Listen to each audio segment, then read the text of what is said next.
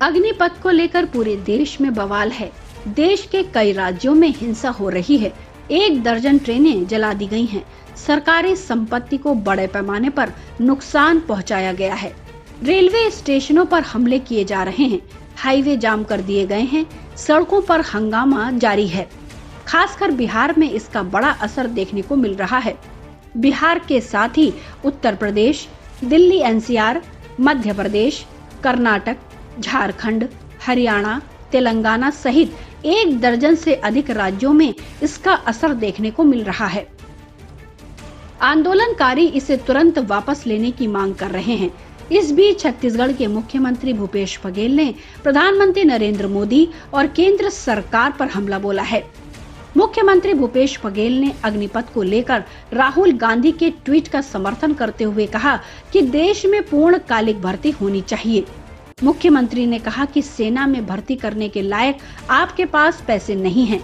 देश की सुरक्षा करने वाले जवानों को भर्ती करने के लिए आपके पास पैसा नहीं है।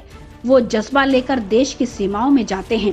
केंद्र सरकार देश के जवानों के भविष्य के साथ खिलवाड़ कर रही है।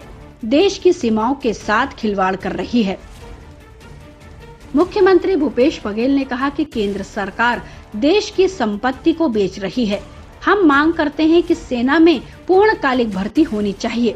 उन्होंने कहा कि सेना में भर्ती के लिए पैसे नहीं हैं, तो केंद्र को श्वेत पत्र जारी करना चाहिए कि स्थिति ऐसे क्यों आई है।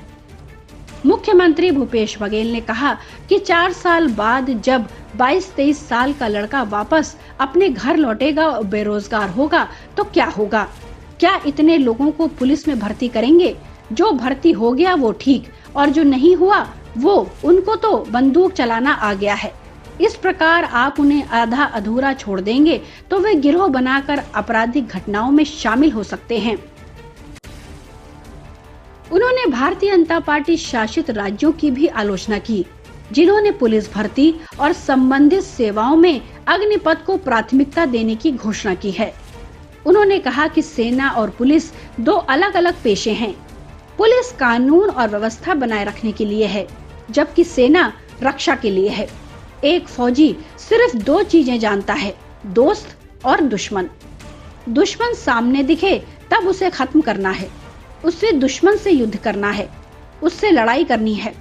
पुलिस को मुख्य रूप से कानून और व्यवस्था बनाए रखने का काम सौंपा जाता है और इसे इससे नहीं जोड़ा जा सकता। दोनों के प्रशिक्षण अलग अलग हैं। फिर आप गुमराह करने की कोशिश क्यों कर रहे हैं? Bureau report, public news.